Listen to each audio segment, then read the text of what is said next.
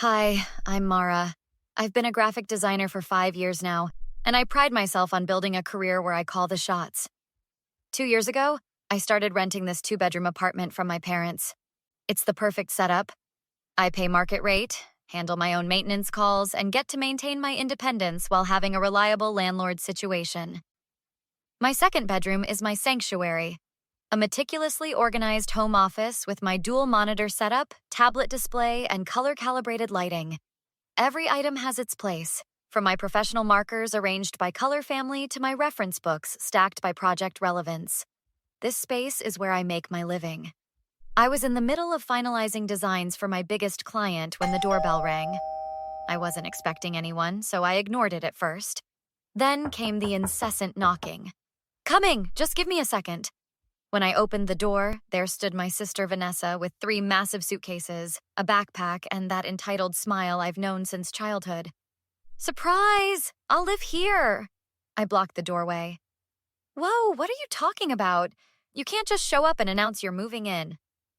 Vanessa pushed past me, dragging her luggage across my freshly cleaned hardwood floors. "Mom already said it's fine. My landlord was a total jerk and kicked me out, and the restaurant let me go last week. Something about attendance issues, whatever. You lost your apartment and your job, and nobody thought to mention this to me before you showed up at my door? Don't be so dramatic. It's not like you don't have the space." My stomach dropped. "My second bedroom is my office. I work from home." "So? You can work from the kitchen table. I need a place to sleep." I immediately pulled out my phone and called Mom. She answered on the third ring. "Mara, honey, I was just about to call you." "Mom, Vanessa just showed up at my apartment with all her stuff claiming she's moving in. Please tell me this is some kind of miscommunication." "Oh, well, your sister needs some help right now. It's just temporary until she gets back on her feet." "And you didn't think to ask me first? I pay rent here. This is my home." "Don't be selfish, Mara. She's your sister. That doesn't give her the right to invade my space without warning. I run my business from here." "It's already decided. We own the place, Mara. Family helps family." I watched as Vanessa flopped onto my couch, kicked off her shoes, and started scrolling through TV channels like she already lived here. "This isn't right, and you know it. Just give it a chance. You two used to be so close. When we were 10, before she borrowed my car and returned it with an empty tank and a dent."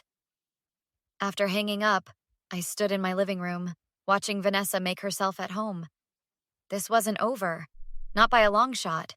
If my family thought they could steamroll me like this, they had another thing coming. I'm a pushover in a lot of ways, but not when it comes to my independence. Not anymore. I spent that first night tossing and turning on my own couch while Vanessa sprawled across my bed. "It's just for tonight," I told myself. "Tomorrow we'll figure something out." 1 week later, I walked into my office to find Vanessa had completely taken over. My carefully organized supplies were shoved into corners, and she'd moved in a vanity covered with makeup. What happened to my workspace? "Oh, I needed somewhere to put my stuff. You can work at the kitchen table, right? I need privacy when my friends come over." "This isn't working, Vanessa. I have a client meeting in 30 minutes. "So? I'll be quiet." I set up my laptop at the kitchen table, trying to arrange decent lighting for my video call. 20 minutes into my presentation, Vanessa's laugh pierced through the apartment. "Sorry about that," I told my client. "Just some unexpected background noise." The door to my former office burst open, and 3 people I'd never seen before spilled out. "Mara, these are my friends. We're heading out for drinks. Don't wait up." My client raised an eyebrow. "Perhaps we should reschedule when you're not entertaining?" After apologizing profusely, I ended the call and slumped against the wall. My phone buzzed with a text from Mr. Patel, the building manager. "3 noise complaints this week. Please address situation or face possible lease violation." That evening, I confronted Vanessa as she scrolled through food delivery apps. "You said you were job hunting today. How'd it go?" "Oh, nothing good out there. Everything's entry-level pay for expert experience." Her phone dinged and she held it up. "Look at this. Zoe says they're hiring at her office. Think I should apply?"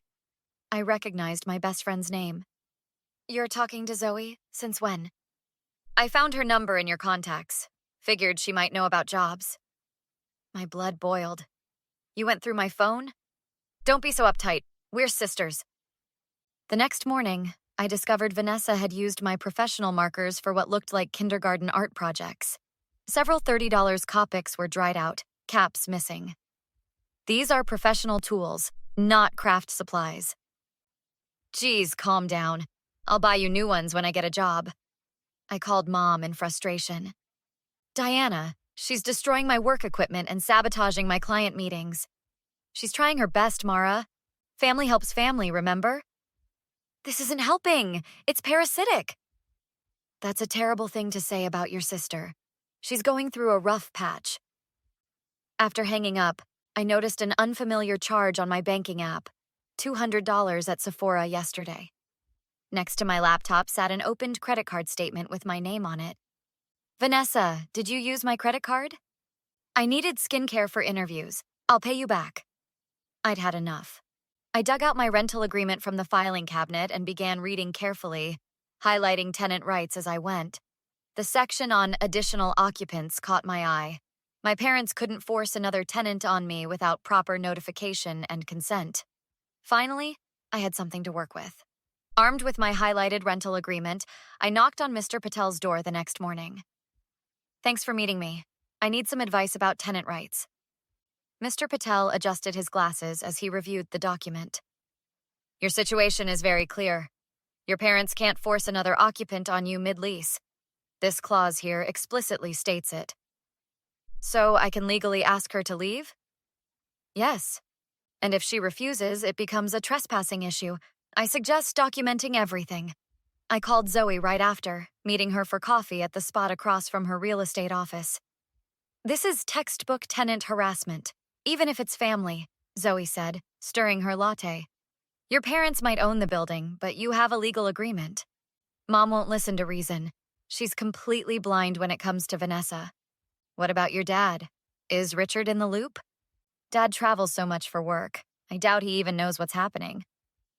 Document everything, and I mean everything. Zoe tapped her manicured nail on the table. I've seen nasty eviction cases turn on a single photo or recording. That afternoon, I ordered small security cameras that looked like phone chargers. I installed them in the common areas while Vanessa was out with her latest boyfriend. I wasn't going to be caught without evidence again. 2 days later, the cameras paid off. I was working late at a coffee shop when my phone alerted me to motion in the apartment. Through the app, I watched Vanessa sprawled on my couch with a friend. So you're seriously not looking for a job? Her friend asked. God, no, why would I? Mara's got a sweet setup here, and my parents will bail me out if she complains. They always do. But doesn't she need the space for work? Not my problem.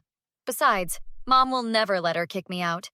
She feels too guilty about always praising Mara's accomplishments when we were kids. I saved the recording, fuming.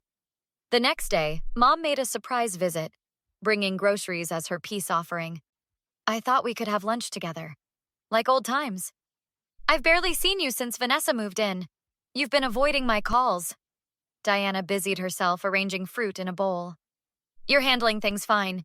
Vanessa just needs more support than you. More support? She's draining me dry. She used my credit card again yesterday. She's always struggled with budgeting. We need to be understanding. Like you were when I needed to borrow your car during college? You made me pay for gas and prove I could afford insurance. That was different. You've always been more capable. So she gets a free pass because you think she's less capable. That's enablement, not support. Diana's face hardened. You don't understand. Some people just need more help. After she left, I returned to my latest client project hand-illustrated packaging designs for an artisanal chocolate company. I'd spent weeks on the watercolor originals. I heard Vanessa come in later but stayed focused on finishing my work. When I finally took a break, I found her in the kitchen with a glass of wine, spilled across my original artwork. The watercolors had bled into an unsalvageable mess. What happened? I shouted, lifting the ruined pages. Chill out. I bumped the table. It's just some doodles, right? This was a $3,000 commission due tomorrow. Whatever. Not like you can't draw more pictures. That was my breaking point. I pulled out my phone and called Dad directly. Richard, we need to talk. It's about Vanessa and Mom and what's been happening at the apartment. I have evidence you need to see. I met Dad at his office the next day, laptop and documentation in hand. He looked tired but alert as I spread everything across his desk. I've been trying to make this work for 3 weeks now. Look at these texts, the security footage, and the credit card statements. Richard reviewed each piece of evidence methodically, his expression darkening. Why didn't you tell me sooner? I tried calling twice. Mom said you were swamped with the Singapore project. I was never too busy for something this serious. He picked up the photo of my ruined artwork. This commission, can it be salvaged? No, I had to refund the client's deposit and lose the referrals. Dad rubbed his forehead. Let's get your mother on video call. Now. Diana's face appeared on screen, confusion turning to defensiveness when she saw us together. What's this about? Richard, you're supposed to be preparing for your presentation. Did you know Vanessa destroyed Mara's client work? Or that she's been using her credit card without permission? I'm sure it wasn't intentional. You know how Vanessa is. That's exactly the problem, I interjected. Everyone knows how Vanessa is, but nobody holds her accountable. Richard leaned forward. We're having a family meeting tonight, all 4 of us. That evening, my apartment felt crowded with tension. Vanessa lounged on the couch like this was some casual get-together until Dad connected his laptop to my TV, displaying the security footage. What the hell? You've been spying on me? Vanessa jumped up. Protecting myself, I corrected, since reason and boundaries didn't work. We played the recordings. Vanessa admitting she had no intention of getting a job, using my supplies, bringing strangers into my home during work hours. Then I presented the credit card statements. This is identity theft and fraud, Richard said quietly. Do you understand that's a crime, Vanessa? Oh, please, we're family. Mom, tell them they're overreacting. Diana looked trapped between her children. Maybe we should all calm down. No, Dad cut her off. This stops now. Mara has a legal lease. Vanessa has 30 days to find other arrangements. You can't be serious. Where am I supposed to go? The same place anyone else goes when they need housing? Find a place you can afford? Diana started to object, but Richard turned to her. We need to talk privately about how long you've been enabling this behavior behind my back. After my parents left, Vanessa exploded. You think you've won? This isn't over. The next morning, I woke to find my laptop screen shattered and apartment trashed. Fortunately, my cameras caught everything, including Vanessa's rage-filled destruction. When I showed Dad the new footage, he didn't hesitate. I'm filing a police report. Vanessa received official eviction papers the next day, along with notice of charges for the credit card fraud and property damage. She called Mom hysterically, but something had shifted. I can't fix this for you, I overheard Diana say. You need to handle the consequences. 2 weeks later, my apartment was mine again. Vanessa moved into a studio apartment, forced to take a waitressing job to cover rent after the court-ordered restitution payments for my damages. Dad helped me set up a new home office with upgraded equipment. I should have paid more attention, he said as we assembled my desk. I always figured you were doing fine because you never asked for help. I'm learning to speak up sooner, I replied. Our family dynamics were permanently altered. Diana and I were rebuilding slowly, with clearer boundaries. Vanessa was actually showing up to her job consistently, facing reality perhaps for the first time. As for me, my home was peaceful again, my work back on track. Most importantly, I discovered my voice and the strength to protect what mattered. What would you have done in Mara's position? Is it ever justified to cut ties with toxic family members? Or should blood relationships always come first no matter what? The line between family loyalty and self-preservation can be incredibly difficult to navigate. If you enjoyed this story, please hit that like button and subscribe for more content like this. Your comments mean everything. I'd love to hear your thoughts on where you would have drawn the line with Vanessa's behavior.